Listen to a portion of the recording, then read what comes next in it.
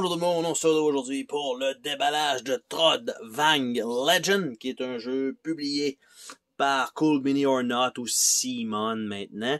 Et en fait, développé, je pense, par Riot Mind, mais publié par Cool Mini or Not. Et en fait, déjà en partant, j'avais un papier comme ça qui indiquait le matériel. Et c'est un papier supplémentaire, je sais pas si ça a rapport à ça, ou si c'est pas les bonnes informations qui sont là, on va valider rapidement. 4 couleurs, 4-4-4-1, 378 cartes, c'est la même chose qui est là exactement pareil, mais il y a un papier en supplément, donc je sais pas à quoi ça servait exactement. Mais c'est un très gros jeu d'aventure, avec un gros plateau, c'est pas un dungeon crawler, c'est plutôt un jeu on va dire, d'aventure avec une grosse histoire en arrière. Du moins, c'est ce que j'ai pu en comprendre. Donc, on a encore un petit papier Cool Mini or Not, avoir du contenu gratuit. On a ici ce qui semble être des feuilles de héros. Du moins, avec des colonnes. Aventure Sheet C1, Child of the Light. Avec certains cartons. Donc, on va regarder ça. On va y aller à mesure. On va déballer tout ça à mesure.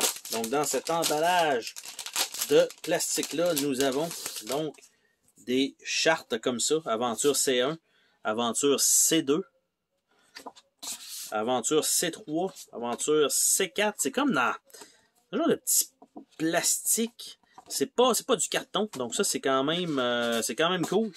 Aventure C5. Et C6 avec quelques trucs. C7. C8. C9. C10 probablement. Effectivement. C11. Et C12. C13. C14. C15. C16. Ça donne quand même pas mal d'aventure. C17. C18. C19 et 120. Et ça retourne à C1, C2. Donc, quand même, je vais dire une vingtaine d'aventures si c'est comme ça que ça fonctionne. Donc, on a tout ça inclus là-dedans. Donc, comme je disais, c'est pas du carton, c'est pas du papier, c'est du genre de petit plastique. Donc, ça, c'est quand même cool. Par la suite, ce que nous avons ici une feuille de punch. Quand même un carton relativement épais. Et là, je m'attendais à ce que ça se punch, mais ça ne se punche pas. En fait, ça a l'air d'être un carton. Ah ah, c'est ça. Les feuilles que je viens de vous montrer doivent se glisser là-dedans. Ce qui ferait du sens, comme on peut voir, selon les aventures. Donc ça va être ici, ça va être là, ça va être là, et ça va être en bas. Et en fait, on va pouvoir retirer ce morceau-là et plutôt juste laisser ça pour laisser la lettre visible. Et ça va servir donc de plateau, ce qui est quand même bien. Je sais pas par contre la solidité de ce truc-là à la longue, mais le carton est très épais, mais la petite feuille en arrière, pas certain. Même si la petite feuille arrache, je pense que c'est pas si pire parce qu'on pourrait simplement mettre ça par-dessus le carton et ce serait correct. En fait, par-dessus la feuille d'aventure. Nous avons un paquet de jetons. Jetons de vie, je sais pas si c'est des jetons d'exploration, on a du lettrage en haut, de l'autre côté.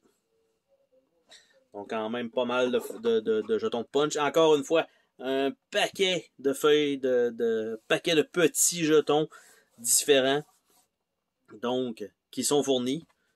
Rien qui semble être de l'aléatoire, c'est vraiment des jetons plus de conditions.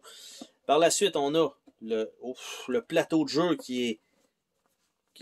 c'est deux plateaux. En fait, j'allais dire le plateau, mais non, c'est deux plateaux de jeu. Donc, je vais essayer d'en ouvrir un. Je ne sais pas si ça va être quand même bien à l'écran. Donc, on a un premier plateau ici. Je vais être obligé de le montrer comme ça. Donc, on a les histoires, les stories et les phases. Donc, on a 6 trucs comme ça. Et si vous remarquez, on a une petite pochette sur chacun. C'est un petit plastique. Donc, qui est là pour rentrer les cartes à l'arrière. Évidemment, si les cartes sont slivées, je vais penser que ça ne doit pas rentrer dedans. C'est peut-être fait juste pour sauvegarder, je suppose. Je pense pas que c'est nécessaire à 100%, on verra bien. Par la suite, le plateau de jeu lui-même, qui est, d'après moi, quand même assez grand, parce qu'on voit que c'est ça, flippé en 4.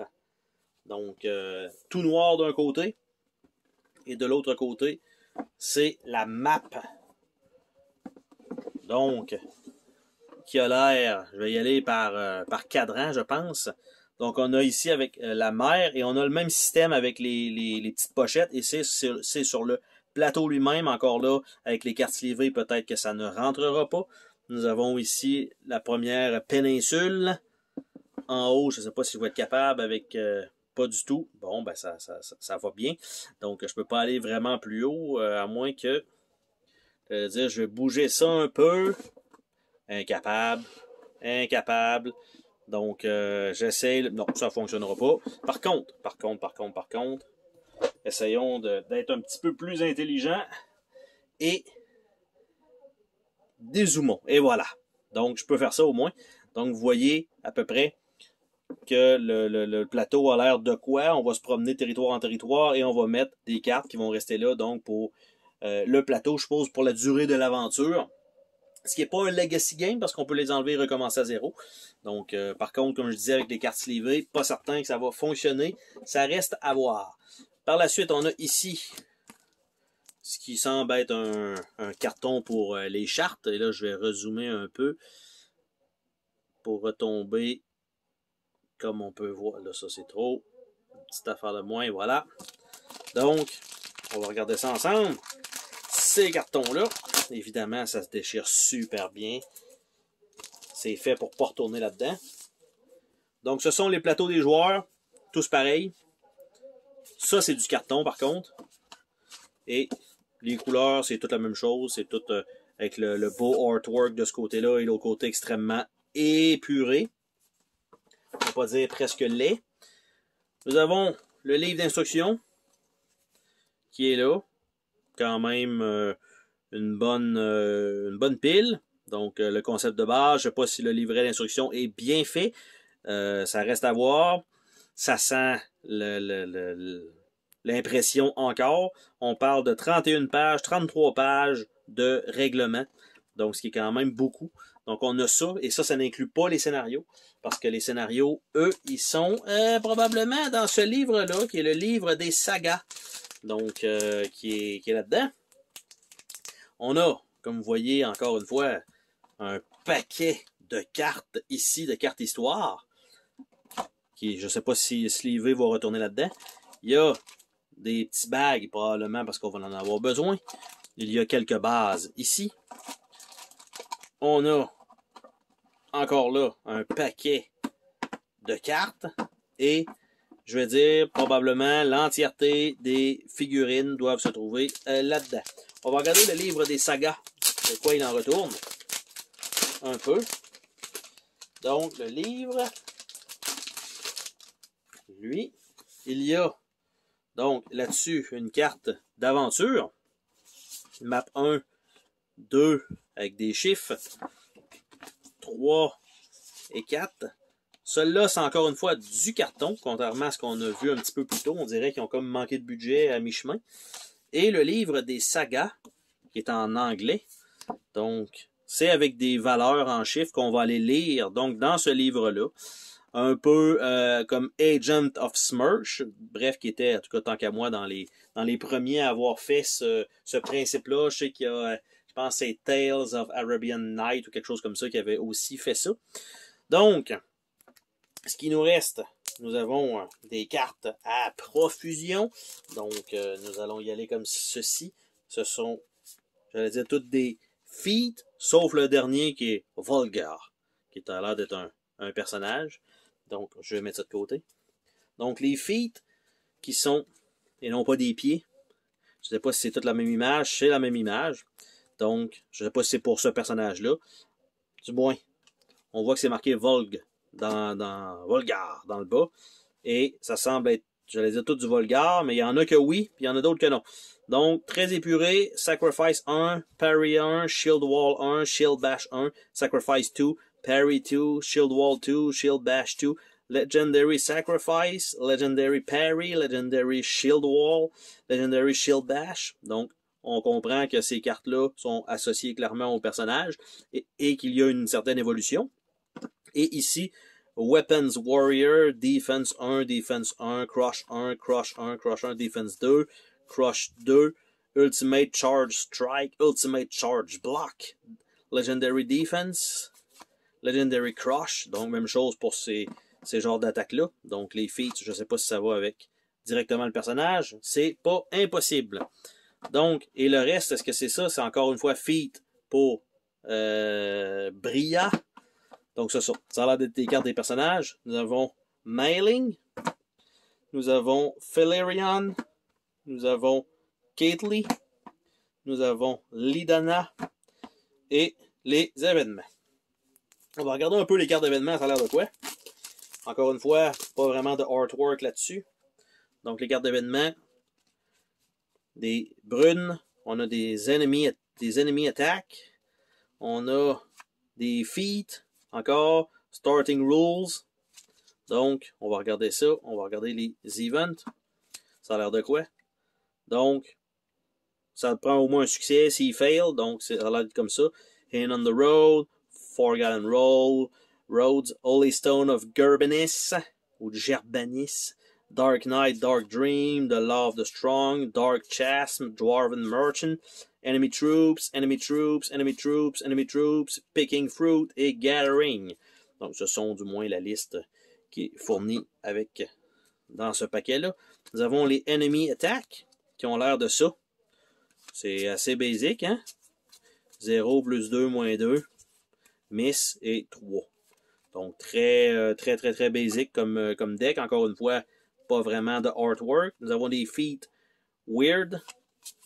Donc les autres qui ont été mis à part pour probablement une certaine raison. Les règles de départ 2-1. Donc règles de départ, level up, defeat et starting location. Même pas, j'allais dire, c'est toutes des starting location, pas du tout. Starting location, il y a 4 cartes. City of Storvhan, City of Manyorn, City of Idlebarn.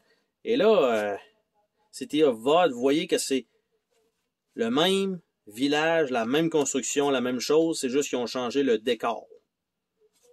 Franchement, ils ont sauvé où est-ce qu'ils ont pu avec ça. Hein? C'est plutôt ordinaire.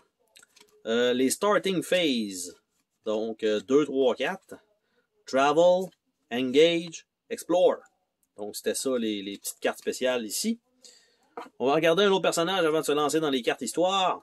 Donc, puis on va regarder peut-être les petits sacs aussi, on va regarder un. Je pense pas que ce soit des cartes, des petits sacs imprimés. Donc les feats pour Lidana. Donc il a l'air d'avoir les mêmes, non, je vais dire les mêmes stats, mais non, c'est Discard et de l'autre côté c'est le Exhaust. Donc, Troll Strength, Silence, Lidworm Blood, Hand of Death. Après ça, le Stroll, ça c'est toutes les mêmes. Hand of Death. Après ça, on monte dans les légendaires. Après ça, Dim Walker Text, Healing Flood, 2 fois. Soul Shatter, 2 fois. Après ça, on l'a fait, c'est les niveaux 2. Ultimate Healing Nova, Ultimate Discharge, Legendary Healing Flood, Legendary Soul Shatter, 2 fois. Donc ça, c'est pour ce personnage-là. On va aller voir les petits sacs. Ça a l'air de quoi? Donc, ça ici, ça n'a pas l'air ultra gros. Non, pas du tout. Vous voyez à peu près... Ma main rentre même pas au complet dedans. Donc, c'est vraiment des très petits sacs. C'est des demi-sacs. C'est des demi-sacs. Donc, c'est ça qui est fourni dans le jeu. On va regarder le gros deck de cartes, voir qu'est-ce que ça contient. Est-ce que ça contient juste des histoires? Évidemment, si ce n'est que ça, je ne vais pas nous spoiler à 100%, évidemment. Je pense pas que c'est le but non plus. Du moins pour les personnages, je pense que ça va pour se faire un peu une idée de la mécanique de jeu. Mais pour l'instant, pour ce qui est du mode histoire, ben on verra bien. De ce que je peux voir sur les cartes, ça a l'air à faire un peu penser à le 7e continent, du moins. Pour les valeurs qui sont sur les... sont tous numérotés. CS001 à CS171. Donc, on va regarder peut-être une carte au hasard. Donc, la 30, par exemple. Et donc ça, qu'est-ce que ça donne? Eh bien, ça donne que c'est un objet. Donc, OK, on va en prendre un autre, la C064, et c'est encore un objet. Bon, donc, d'accord. Si on regarde plutôt en prenant une pile, mettons, on va prendre cette pile-là comme ça, et on va retourner ça, donc pour voir un peu, on a du texte, on a quelques images, on a des ennemis, on a quand même plusieurs trucs différents, donc quand on va aller fouiller dans le livre, ben ça va nous indiquer probablement un peu plus d'informations que ce qu'on a là, mais on voit qu'il y a des objets, des ennemis, des compagnons, donc tout se fait avec les cartes histoire et le mode de jeu donc qui est une aventure que vous jouez en coop bien sûr. Donc on va regarder le personnage Catley. Donc ici, Catley avec ses cartes Feet. Donc Ventnor Focus, Ghost Voice, True Sight, Dark Tendrils, donc les niveaux 2 de chaque carte. Évidemment, je les passe rapidement. Donc ça comme ça. Après ça, Vintner Weaver Spells, Vintner Blast, 2 fois, Mud Wall 2 fois. Après ça, on a les niveaux 2, on a les niveaux 2, Ultimate Sustain, Ultimate Invigoration, Vintner Blast, Mud Wall. Donc, ce personnage-là a l'air d'être un mage, clairement, avec le petit bâton ici. Donc, ça, c'est fait. Par la suite, Felerion. Felerion, ça a l'air de ça ici. Donc, ça a l'air d'être un barde. Donc, God Hymn, a Mocking Song, a Brave Ballad, Sweet Melody, et les niveaux 2 de chaque carte, et les niveaux 3 légendaires de chaque. Bard Instrument, Strike, Battle Chant, Strike 2, Battle Chant 2, Legendary Ultimate Sonata, Ultimate Resting Song, Legendary Strike, Legendary Battle Chant. Donc, on a un barde dans l'équipe. On a Maylin. Mailing. Donc, ça ici, mettre ça de côté. Mailing. Comme ça. Donc, Tracking 1. Crippling Shots. Focus et Mighty Shot. Donc, ça a l'air d'être un druide. On va dire ça comme ça. Donc, Tracking les niveaux 2. Les Legendary. Ranger Traps. Dodge. Quick Shot. Dodge 2. Quick Shot 2. Ultimate Multi-Shot, Ultimate Charge Shot, et Legendary Dodge et Quick Shot. Donc, Maylin, le trappeur, et notre dernier personnage qui est Bria. Encore là, c'est pas un jeu nécessairement qui nécessite des figurines quand on voit le reste du matériel en termes de texte. Donc, Bria. Energy 1, Evasion, Assassination, probablement un assassin, Shadow Step, et là on a les niveaux 2, les niveaux 3, Rogue Tools, Jump, Great Strike, Jump 2, Great Strike 2, Ultimate Uppercut, Ultimate Shiv, Legendary Jump, Legendary Great Strike. Donc on a un personnage qui va être un Rogue, qui va être là, et ce qu'il nous reste à voir ensemble, c'est, parce que ça sort comme ça, et ça, c'est la petite boîte qui contient donc les cartes d'histoire. Et on a, ce qui nous reste, c'est simplement les figurines à regarder ensemble. Et je ne remettrai pas tout dans la boîte parce que ça va être relativement long. Mais, là, j'allais sortir tout ça. Le tray, comme ça. Il y a une petite partie ici qui se tient avec ça. Donc, c'est comme 2 sections. Donc, nous avons une section comme ça qui se sépare, avec les figurines ici qu'on peut voir qui a l'air d'être des squelettes. Donc tout simplement, nous avons les héros eux-mêmes qui sont quand même relativement petits quand même. Donc on a le personnage ici avec la croix en forme de lance. Nous avons le barde. Moi je pense que c'est le barde avec son petit sac, son petit baluchon. Nous avons ici la genre de barbare avec les squelettes dans la fourrure et tout ça, ce qui est quand même, malgré tout, le niveau de détail pour la grosseur de la figurine est assez bien. On a le genre de nain Volgar. Donc, lui ici. Nous avons probablement le trappeur, qui a l'air d'avoir un arc, mais ça a plus l'air d'être un bâton parce qu'il n'y a pas de corde. Et la Rogue avec les deux épées. Donc ça, c'est le premier tray qu'on voit à l'ouverture. Et par la suite, on enlève ça ici et on a le restant. Donc qui sont 8 petits archers gobelins. Nous avons 4 genres de lions. On va dire ça comme ça, en sachant pas c'est quoi. Nous avons 4 minotaures. Avec les épées qui tiennent, j'allais dire dans le vide, mais non, il y a quand même une petite trappe. Donc ça. Nous avons ici ce qui semble... Ah, c'est une barque pour se promener en bateau. En bateau, ça va l'air d'être un scorpion de loin ou des rats. Nous avons ici un premier boss qui est un peu plus gros que les autres. On voit quand même qu'il est assez cool. Assez gros aussi. Nous avons celui-là qui est extrêmement pesant, une figurine pleine. Donc avec l'épée qui est un peu maganée, donc le niveau de détail est très cool. Pour ces grosses figurines-là, c'est toujours plaisant à voir. Et le dernier qui est un dragon lézard. Sa gueule un petit peu maganée. Les gros pics. Donc ça va faire le travail quand même, je pense bien, comme figurine. Et ça fait le tour de ce déballage. Donc on a pas tant de figurines quand même. On en a quelques-unes, à peu près quoi, une trentaine de figurines. 6 personnages. Un paquet de cartes. Feat pour les héros. On a tous les paquets histoire. On a un gros livre de règles. On a un gros livre de texte pour pouvoir se promener un peu. Et à part de ça, on a 2 grosses feuilles de punch. On a un plateau quand même assez grand. Et il va rester à voir, est-ce qu'une carte slivée peut rentrer dans une des pochettes. Et je vais faire le test, je pense maintenant, pour vous le présenter, si c'est possible ou pas. Je crois que ce serait quand même intéressant que vous le voyiez.